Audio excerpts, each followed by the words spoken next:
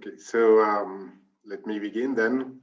Good morning or good evening or good afternoon, everyone, wherever you are. It's my great pleasure to welcome you to our last e-Axis seminar this year. And you might remember that we started this series less than 1 year ago, and we hope that you enjoyed following the different inputs from both central banker and academics on macroeconomy, finance, and environment. And we also hope that we contributed to your reflection on how to best design our policy system and to foster the transition to a low carbon economy in the future. So you can, I think, you can give us some feedbacks and maybe wishes for next year on the Slack page of this webinar. So as you might know, there is a Slack page associated to this webinar, which is and it's a workspace for researchers, regulators, central bankers that are working and interested on the issue of climate change and the environment.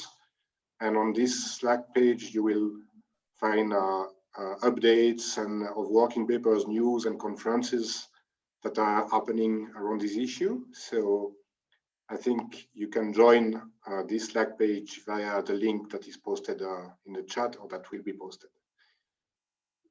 That being said, for this last presentation, it's my pleasure to welcome Gregor Semieniuk. Gregor is an assistant research professor at the Political Economy Research Institute and the Department of Economics at the University of Massachusetts, Amherst.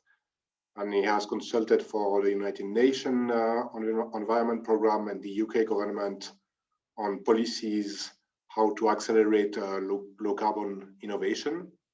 And as a matter of fact, he has won grant to study these matters, as well as transition risk in finance in general. Gregor is also affiliated with the Department of Economics at SOAS University of London, the Institute of Innovation and Public Policy Purpose at University College London, and the Science Policy Research Unit at the University of Sussex. I think currently Gregor is working on better defining the energy and resources needed for economic growth and the political and the structural context changes that are required for the transition to a low carbon economy. And before turning to Gregor's presentation, we would like to conduct a small survey, and we will share the result with you immediately. So I will briefly show 2 questions there that you could fill. So the first question is, do you think systemic financial instability for the transition to a low carbon economy can be completely avoided with strong stabilization policies? And the second question is, do you think that there is a risk of a financial bubble in low carbon technology in the near to mid-term? So I'll let you answer this question, and we'll see the result before we start. Before that, let me just tell you that if you want to raise and ask questions during the presentation, please use the Q&A function that is, I think, below your at the bottom of your screen. I will try to reply to them and transmit them to Gregor after his presentation, or you can also raise your hand if you want to ask a question directly to him. So I don't know if yes, we have the results.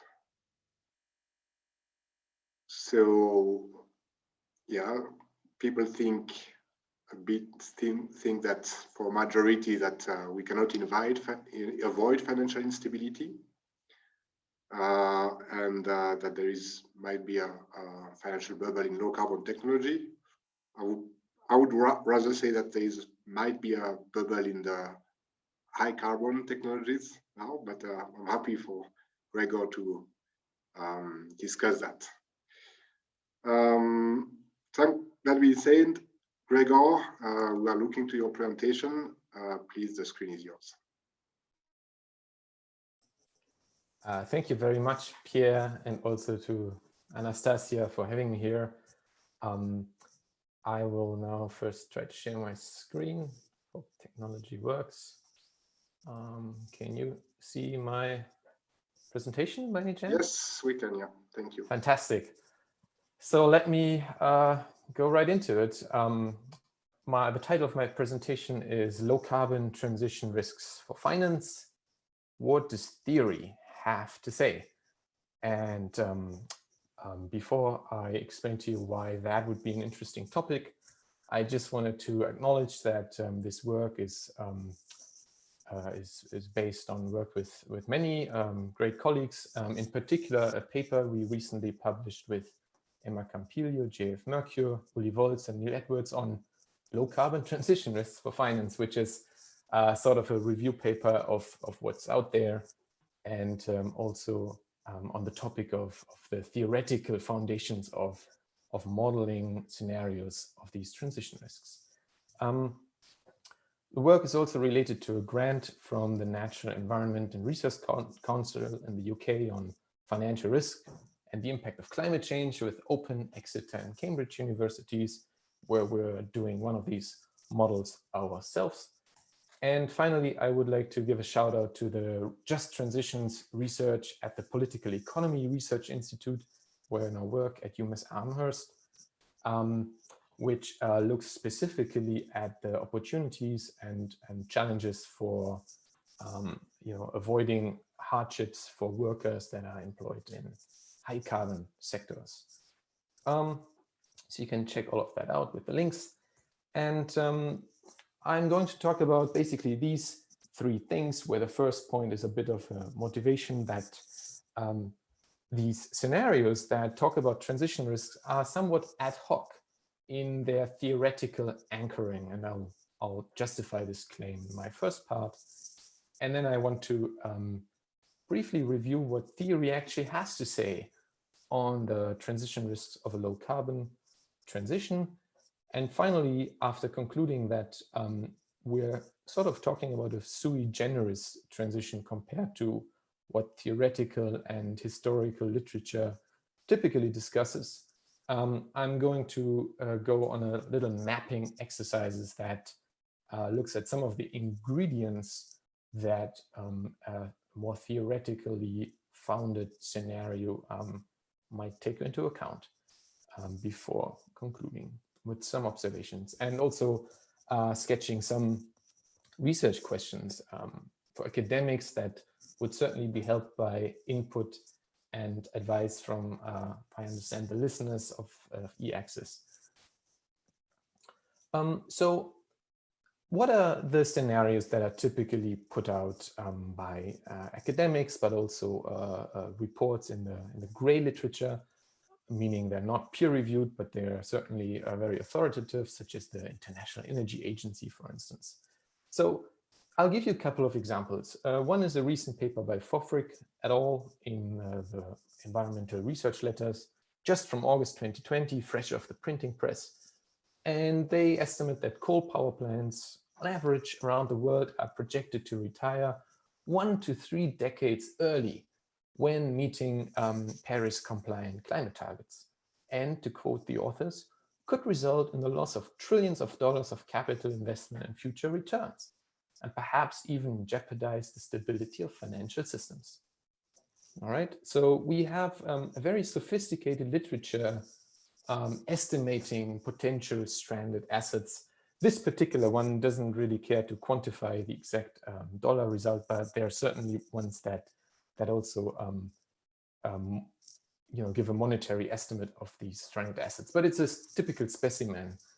And then on the other hand, we have stress test scenarios and scenarios looking specifically at the financial sector for the impact of such asset stranding. So for instance, in a famous study by Battiston and co-authors in Nature Climate Change, now 2017, a few years back, but definitely worth checking out. I'm quoting the authors: the portion of banks' loan portfolios exposed to these sectors that are at risk of asset stranding is comparable to banks' capital. Okay, and then of course that leads to financial instability if these sectors are really asset stranding. But papers such as Battiston et al. Basically do not really explain where this asset stranding comes from or quantify them in any endogenous way. So for frick it all, do not follow up what the loss of trillions of dollars mean for the financial markets and ultimately the economy that they project decades ahead, right? So if there's a feedback into the economy, then what does that mean for the estimates of stranding in the first place? Suppose economic activity went down, would that perhaps decrease the electricity demand even further that they're looking at? And as I said, Battiston et al., like other stress tests, don't have a mechanism which generates stranding built into their model. For instance, a main scenario in their paper sets all fossil fuel assets to a value of 0, which of course is great for a stress test, but both of these approaches in a way have this ad hoc variant where they say, well, let's just assume there has been certain stranding, or let's just look at stranding in exclusion of the rest of the economy on which it could have an impact. Now, progress to integrate these strands is hard won. It's not easy to do that, as any modeler of macro models will surely attest.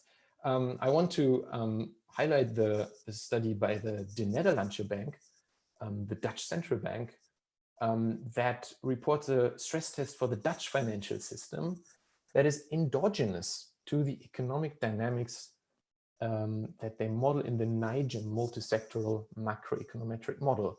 So what they do is they shock the NIGEM model. They say, suppose there's a carbon price, how are different sectors differently impacted? And that impacts GDP, it impacts the risk-free interest rate and markup for various sectors depending on their exposure to this carbon price shock, and thereby they endogenize the shock to the financial system. In some shameless self-promotion, I also want to point out that under the NERC grant that I acknowledged earlier on, my colleagues and I are currently calculating stranded asset impact on oil and gas asset owners. And these stranded assets are endogenously generated in the E3ME FTT Gini multisectoral macroeconometric model.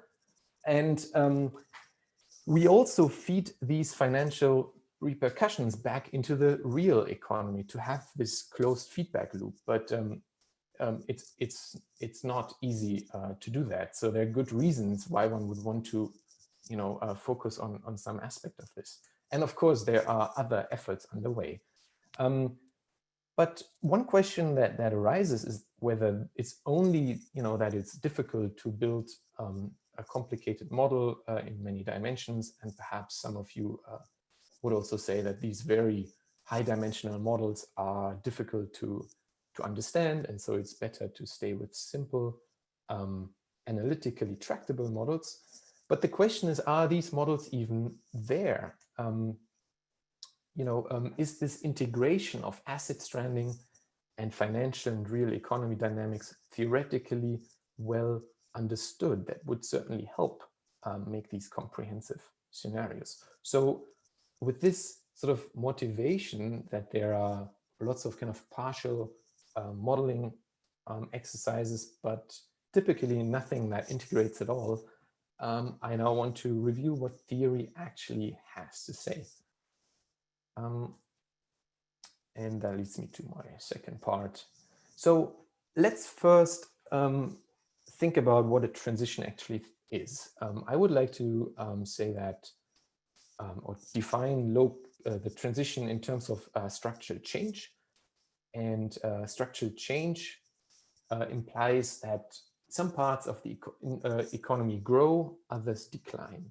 In particular, some sectors may grow and others decline. Think of the obvious ones, fossil fuel energy supply versus non-fossil fuel energy supply. If each of these is a sector, then one grows, the other declines. And the low carbon transition, of course, applies this sort of to all sectors, depending on whether they are relatively high or low carbon. And it's slightly abstract in the sense that the same car maker might be generating internal combustion engine cars and electric vehicles. So that imposes some problems on the empirical research that has to go with these industrial classifications, and it's hard to classify a single company simultaneously in different industries, let alone get good data on what these segments produce and their profits and so on. But theoretically, we can make this distinction. And that allows us to distinguish what I'm going to call sunrise and sunset industries. So sunrise are the ones that are buoyed and buffered by this structural change. They're coming up. And sunset industries are the ones that decline. Another nice example is, think of typewriters as a sunset industries and personal computers as a sunrise industries a few decades ago. So that allows us to define low carbon transition risks, which are, and for finance specifically, there are other risks, but low carbon transition risks for finance are the risks to financial system stability stemming from rapid structural change to a low carbon economy. Risks, and that's important and related to the poll question that you had to answer in the beginning, can originate both in sunrise, low carbon, and sunset, high carbon industries. And we can argue about the rapid structural change, whether it really needs to be rapid, but without a certain velocity, this transition could be slowed down in such a way that it would become very unrisky. But of course, it is the characteristic of this transition that it has to happen fast if these climate mitigation targets are to be met. So fair enough. What do we know? What do our academic economists in particular and historians tell us about this? Well, first of all, if you peruse the financial crisis scholarship, you will quickly note that a lot of it focuses on aggregates, which means that they are considering aggregate figures such as GDP, aggregate employment, the rate of inflation, default ratios, and so on, leverage, but typically for the aggregate economy. Okay, I'm talking here about academic scholarship, and they often do not consider the underlying technological developments that may have led to high leverage somewhere in the economy, or that lead to unemployment, or otherwise these frictions that may be created by underlying structural change in the economy.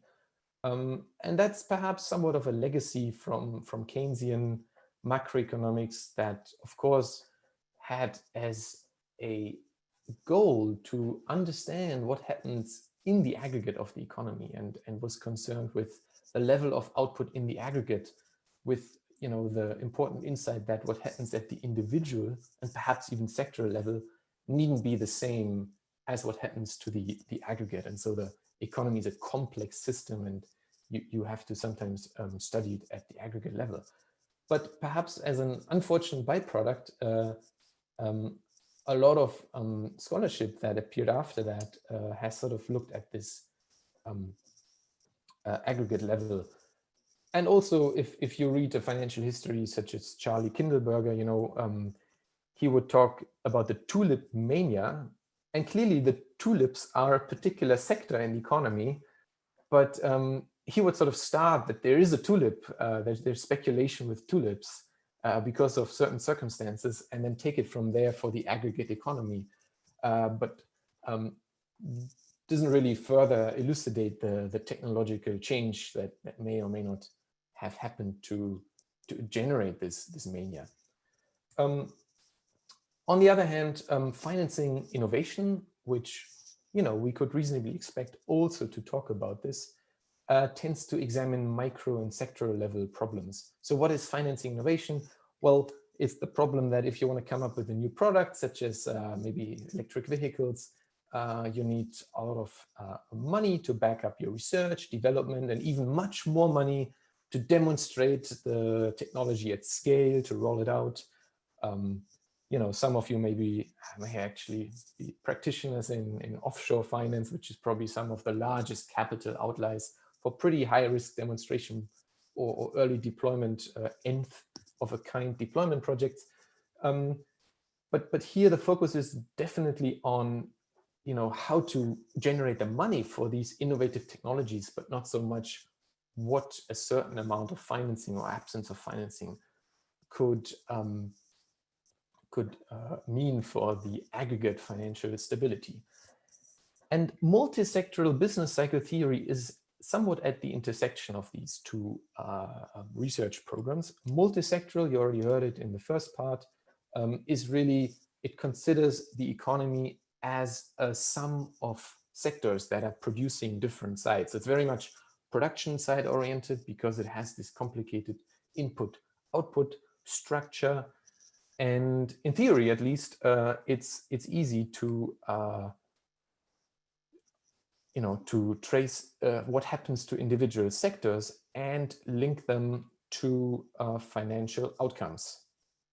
However, one drawback with this theory for our purposes is that theoretically, multi-sectoral business cycle theory tends to distinguish a capital goods producing sector and a consumption goods producing sector, because it is also motivated by issues around overconsumption, overinvestment. But all of this is at the aggregate level. And you can easily see that if you have a capital goods producing sector and a consumption goods producing sector, you might produce a lot of capital goods that the consumption goods sector then doesn't demand, because for some reason there isn't enough demand for these consumption goods. So you can generate crises also for the financial sectors in this setup. But the problem is that for transition risk, what you really want to talk about is about two different types of capital goods producing industries, two or more different types of consumption goods producing industries. And that again is not the focus of most multi-sectoral business cycle theory, quite apart from the fact that at least the more recent of that theory, going by the name of real business cycle theory, which actually has some of the most sophisticated models with more than two sectors, and also studying employment loss, which is an important issue in business cycles, obviously. Doesn't really have a meaningful financial sector and works very much with rational expectations and these kinds of assumptions that assure a smooth functioning of the economy in the financial sector. So there's not so much to chew on and to work with. But where we do have this distinction, luckily we do have it, but where we do have it as a preview, when there are multiple sectors distinguished and we're actually looking at the financial sector consequences of that, perhaps surprisingly, but perhaps not, transition risks tend to be located in the sunrise industries due to irrational exuberance and manias are some of the words that are used in the literature about the future performance of these new industries. All right, so it's really about the problem that there's an overinvestment in these new industries rather than the old industries, as Pierre, the sunset industries, as Pierre mentioned, he thought there was, in this theoretical literature. And the most prominent exponent of this literature is probably Joseph Schumpeter. And it's useful to look at his 1939 Business Cycles book to get a statement of his theory. And so he's concerned with the problem that, in a neoclassical full resource utilization economy, if you have a new idea, you actually, there are no resources left for you to work on it. So bank credit is crucial to the creation of new industries. In Schumpeter, and his entrepreneurs are, of course, the central figures that come and go and bring these innovations with them. But banks are important to finance this. And so in the first part of the transition to this new set of industries that will form around these new innovations, the financial sector is key to financing this innovation. Okay, so here we link back to the financing innovation literature. But then in a second wave, as Schumpeter calls it sometimes, this is then followed by speculation with these sunrise industry assets. And basically what it means that a lot of people learn about these innovations and they think that these industries will keep going and going, and ultimately the capital that's needed to develop the new industries ends up being speculated with, and ultimately there's really an overinvestment in these financial assets that are built on top of the real assets that constitute the new industry's capital, and it can lead to a crisis. A great example from the 19th century are the railroad manias that evolved around these very capital-intensive infrastructure projects of that by themselves, by the way, displaced canals in the UK where they were quite well developed. So there were some stranded assets. But the focus is not on the systemic financial instability from stranded canals. It is on the financial instability from speculation with railroad stock. And by the way, if you look into the 1910s, 1920s, 1930s, you can certainly learn about the problems that the railroads have and the railroad stock owners and the employees of the railroads. But you typically don't hear the Great Depression being associated with systemic risks from the railroad decline. Instead, we all hear about investments into new industries, such as internal combustion engines, and of course the whole electronics revolution that led to a bunch of new, and chemistry also that led to a bunch of new industries. Now, the evidence from historical studies supports this theoretical focus, and I sort of already gave you a flavor of that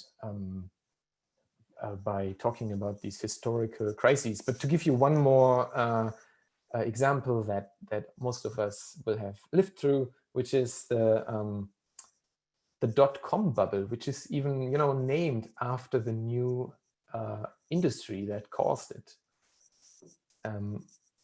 So historically, we really have a focus on these manias from sunrise industries, which is, in our case, the low-carbon industry.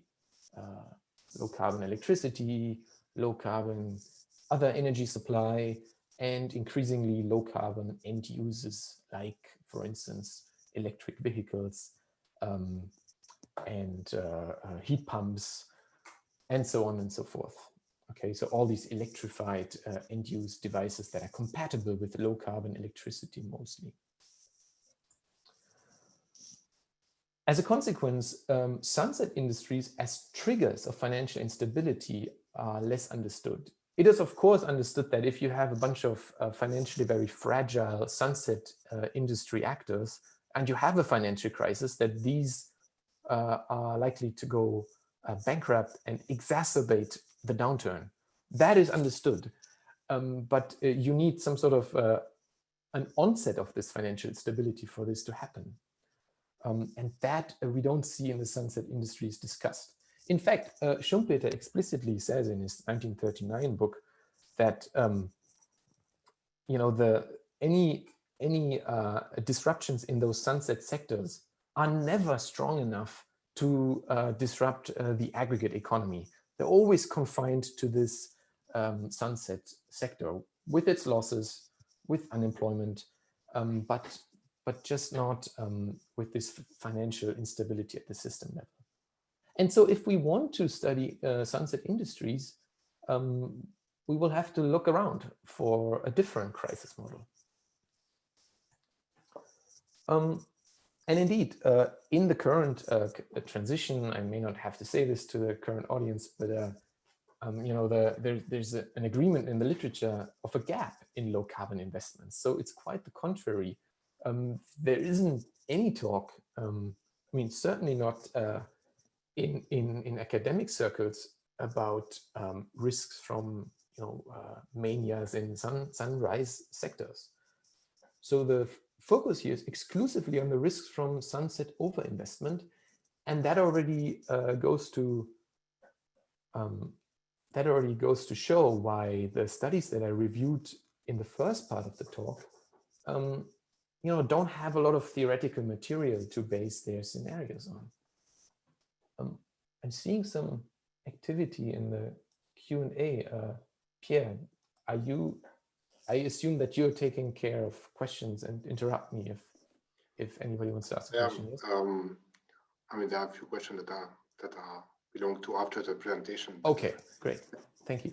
If you can finish in 15 minutes so that we can. I will. We can have time to answer them.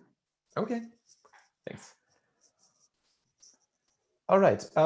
One caveat to this is that, timing and observer bias may later be blamed for nobody seeing the looming low carbon bubble.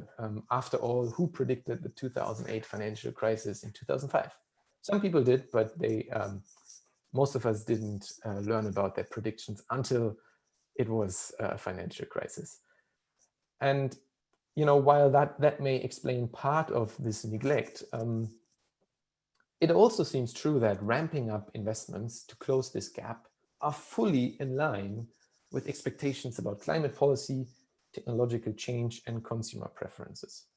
So if any sort of stringent climate policy prevails over the next years and decades, it seems like all the investments that we're talking about and that I talked about filling gaps are really, not speculative in the sense that they aren't really needed. On the contrary, they are needed. So the focus on the sunset risks does seem apt. And in that sense, the low carbon structural change theoretically seems to be a kind of structural change sui generis, its own type, in that it is policy-led. Yeah, the attempt to generate a lot of products that people consume and that companies use to produce other products, to make all of these products low carbon, is not something that was in an evolutionary way shifting towards low carbon technologies anyway because of their vastly superior productivity. Of course, now slowly we're realizing that these technologies can be competitive with the incumbent technologies and have desirable features.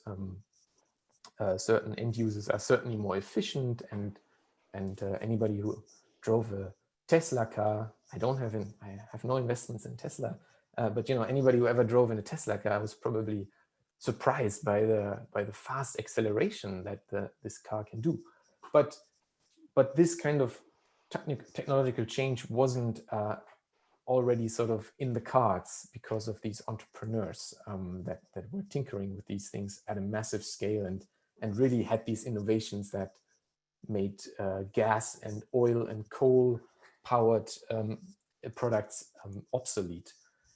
So we have a sui generis situation, and while increasingly the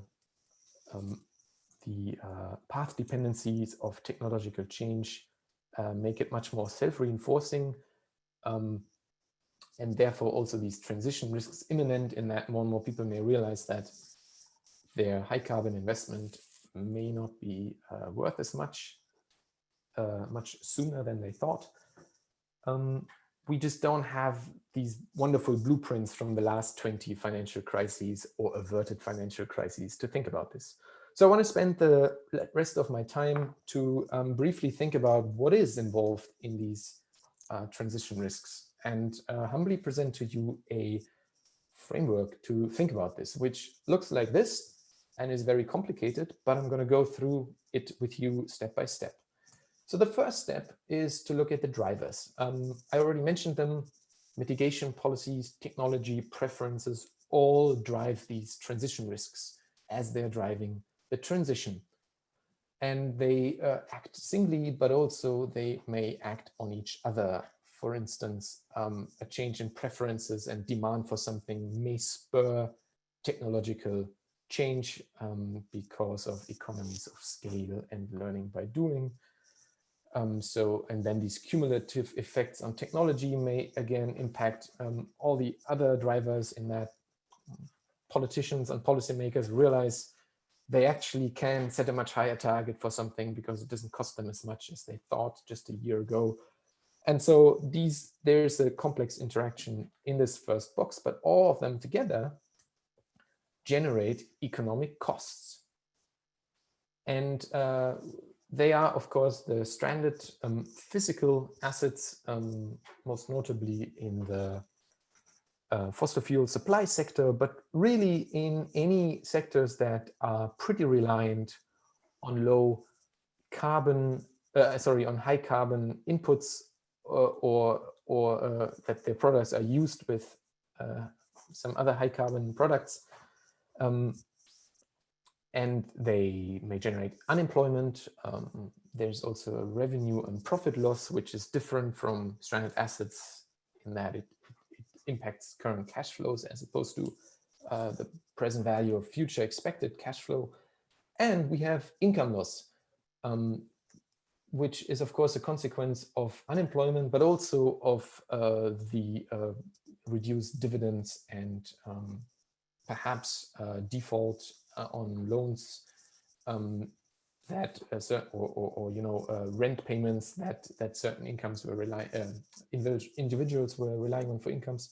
So all of these are economic costs. There are incomes lost, there are assets lost, and that impacts asset prices and the financial position of these various financial actors. And I'm not going to spend much time on this, since I think all the previous webinars in this series showed us a lot of how this works, except to say that, of course, we have these second and even third round effects of propagation within the financial system.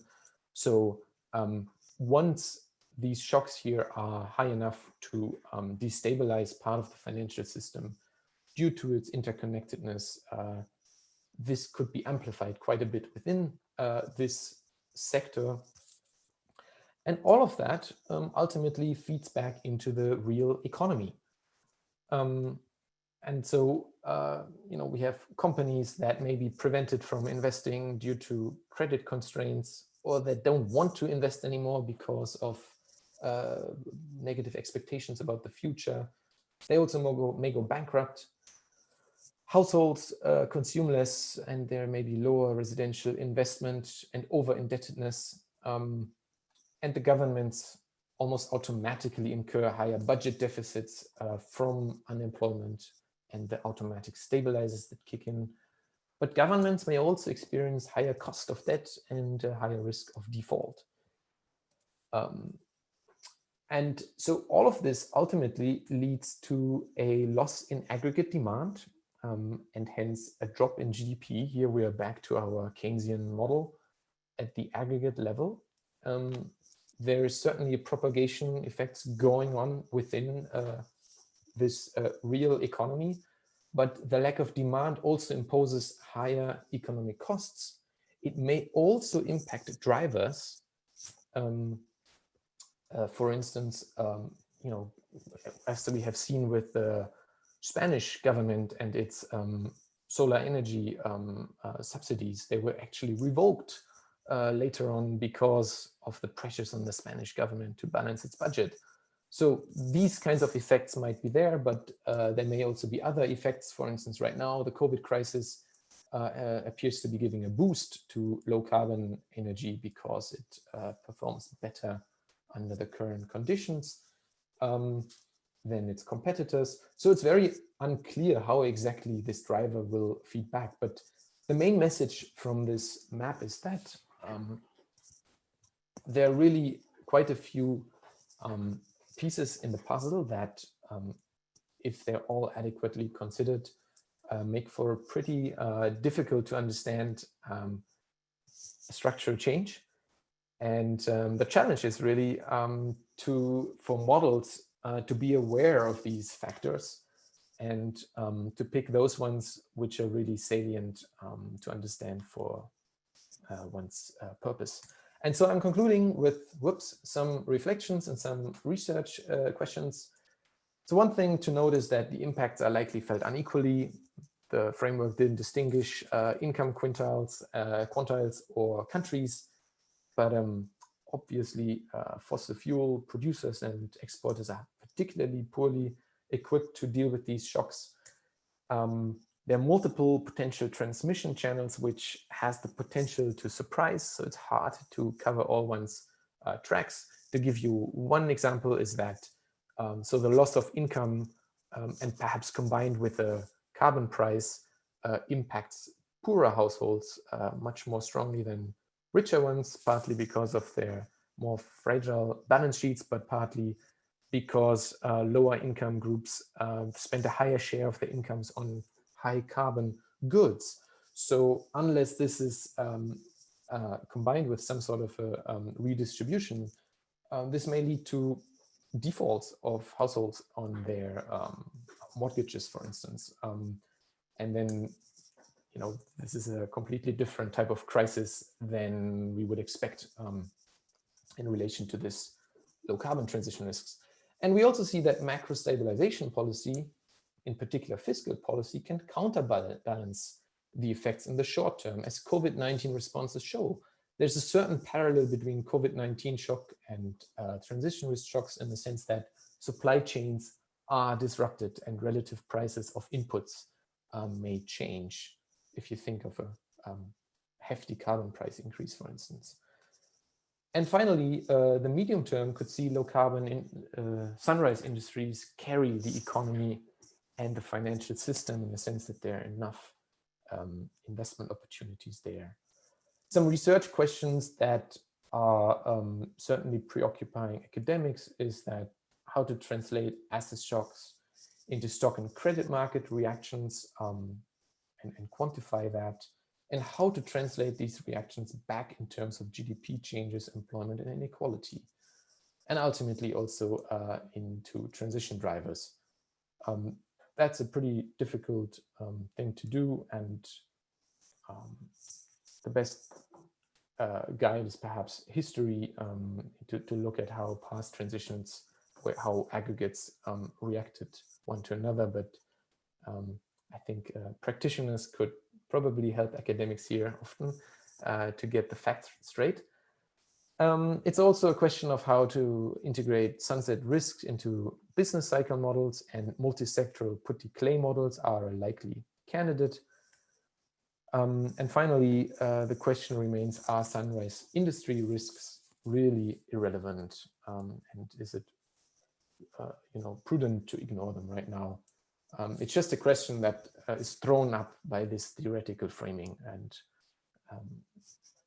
I'm going to conclude on this. Thank you very much, Gregor. It was a fascinating presentation. So I think the blueprint, the scheme that you presented can serve as a blueprint for work for us as well. I take one thing of your presentation is that in addition to all the complexity of your diagrams, you have to add a bit of heterogeneity between firms and agent as well, to just put one dimension more. One question that I have, and it relates also to a question by Stephen Cecchetti in the chat, who I will gladly let ask his question himself if he wants to, but if you prepare for that. In the meantime, I like your way to highlight the instability potential of new technologies, of manias. I'm really a big fan to see how financial market concretely work, and that's a good example of, let's say, over-optimism from markets. That is the consequence of a lot of crises. But I think this over-optimism could also be seen the other way around. If financial market now underestimate the probability of a transition and underestimate also its cost, then we might have like a brown bubble there in a sense that all the financial risk are not reflected. And that's basically what the NGFS is saying, as well as most central banks, that there is a market failure there. So potentially a bubble, even if it's not a mania, it's more an awareness of risk. And I think that's lead a bit to what Stefan Szekely wanted to address. Stefan, if you can unmute yourself. No, can you? I don't know if I'm actually. Can you hear me?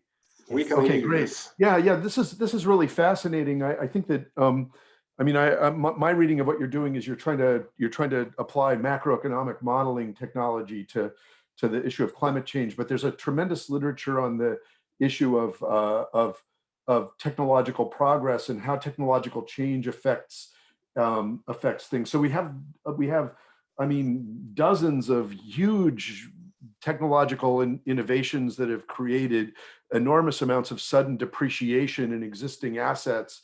And they've done this without, at least, I mean, my reading of this, at least in the last, let's say 150 years, is they've done this without any significant financial stress, partially because of the fact that the depreciation allowances are so large to begin with. So if you're depreciating 10% of your capital stock per year, every year anyway, and then somebody comes along and says, well, you know, those big, huge cars, or the canals that you dug in the 19th century, or the horses that you bought in 1900, or the big cars that you bought in the 1960s, these things have all suddenly depreciated enormously. So I'm trying to figure out why the magnitudes. So the magnitudes you quoted seemed large at some level, but I'm not sure they're large. If you look at the US economy, the capital consumption allowance is going to be about probably something on the order of $2 trillion per year right now. And so for the global economy, that number is probably 5 times that. So I'm trying to figure out why this is really something. I mean, I worry deeply about all of this, and I worry about financial instability for other reasons, but why should I worry about it because of stranded assets? Won't that be priced? Or are you arguing, I mean, you seem to move away from the mispricing example, I think. The mispricing is where you're underpricing the risk of climate change, and you're overpricing the assets associated with the low carbon technologies. I thought you were moving away from that at one point. So if that's the argument, I understand that, but I don't see the argument in terms of fundamentals. Can I just ask you to clarify what you mean by the very last thing you said? Yeah. I think you're distinguishing transition from physical risks here, or? No, you said that. So there were 2 parts to what you were saying. Unfortunately, I missed part of it because I had a technical. You know, we lose technology for 5 minutes sometimes. But so I apologize if I'm saying something that you've already addressed. But there are 2 ways to think about this, right? One of them is that you can say that there are fundamentals associated with the values of capital that's depreciated, and these losses are going to generate somehow losses on balance sheets that are going to lead to crises because those balance sheets are leveraged. Okay, that's a possibility. Although that's the one that I'm skeptical of because of the degree of depreciation. Possibility number 2 is that you're going to have mispricing of risk. So there are 2 sources of mispricing that could occur in your example. One of them is that you're underpricing the risk associated with the depreciation. So you're gonna take losses that are not properly priced. The second one is that you're overpricing the value of the new technology. Okay, those are actually inconsistent with each other. You can't get them both. Right. One would think it would be pretty bizarre. That would be an arbitrage right away. So it seemed as if you were talking about the fundamental case, not about the risk mispricing case. So if this is about suddenly watching risk be repriced, then that's a somewhat different argument, I think, from the argument about that you started with. Yeah, that's very interesting. Thank you. And I mean, to go back to your part about your discussion of historical experiences, and maybe that was the moment you experienced technological difficulties. That's really exactly what a lot of economic literature tells us, that you need to be looking to the mispricing of what I call sunrise industry stocks. But what I would then also say that yes, I think the debate that we are trying to tap into with that paper I cited and some of the ongoing work is indeed that there is a mispricing of fundamentals, that somehow collectively a lot of investors believe that certain industries value is a lot higher than what it turns out to be, and that at some point there's a realignment of these expectations about what what these assets are worth, and that has some repercussions on the one hand for stock market valuations, and can presumably lead to a stock market crash due to an overreaction then when these expectations are realigned. And but that, I agree with you, it's slightly different. It could also lead to a default as these cash flows are drying up over time, under the correct expectations.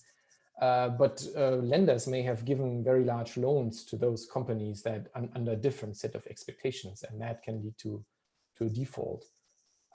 But what I'm trying to say is that this is not something that a lot of literature would tell us from previous decades is something financial stability would be impacted by. It would just be sort of this evolutionary, overused term, creative destruction, right? Where some have to go to make room for others who are more productive. And maybe that's also going back to Pierre's point about, can't we just talk about an over-optimism about those old industries? And isn't that actually a symmetric thing theoretically? And I'd say at some level, yes.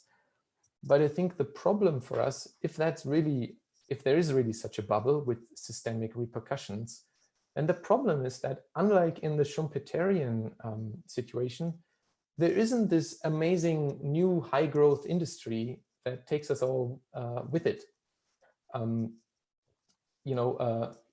If you're really depressing output from fossil fuels by mostly through a policy mechanism, then the risk may be that you end up with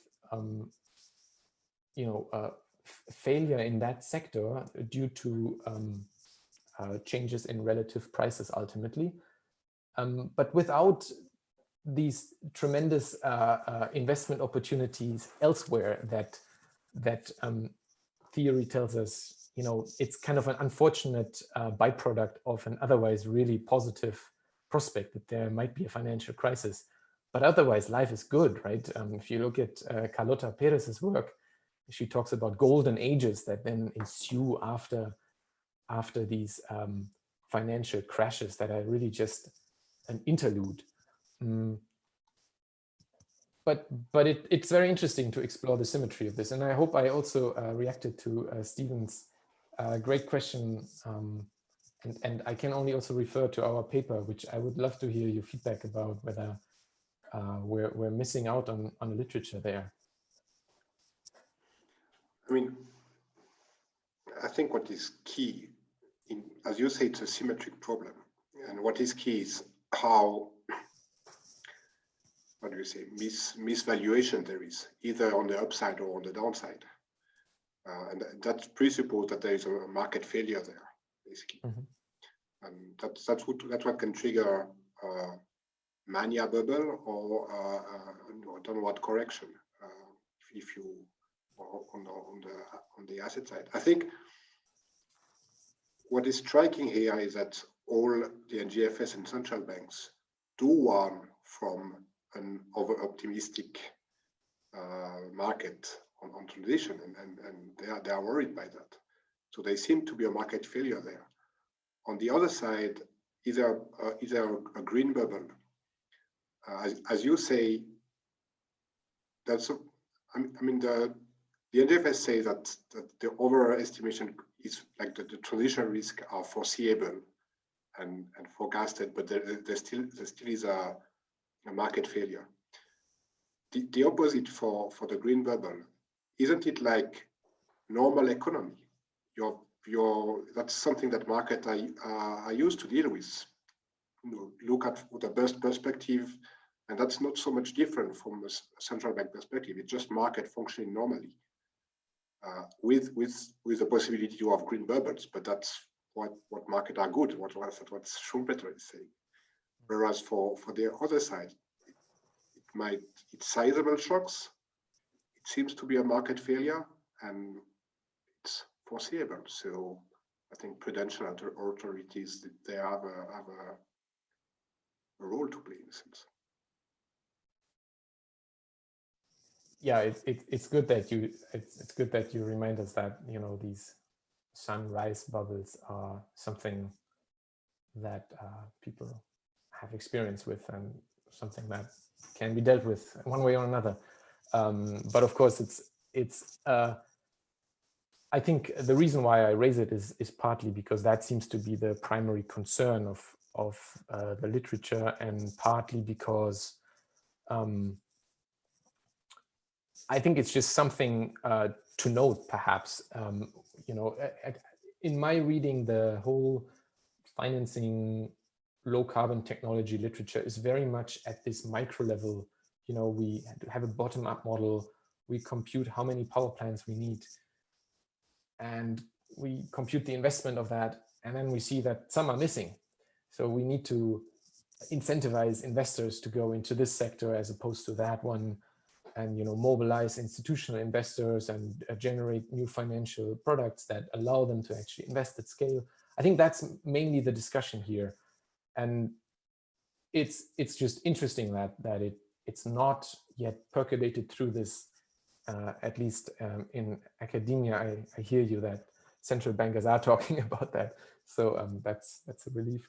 It's not yet percolated through to this macro level business cycle financial crisis literature.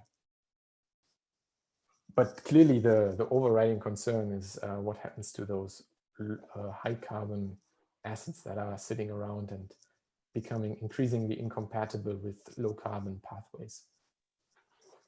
Well, thank you, Gregor, for this hour with us.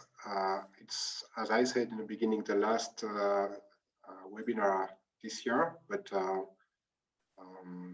we will reorganize other seminars next year, and probably starting with a panel on the different policy options that are available on the table to central banks and regulators, and try to discuss them with a panel of experts.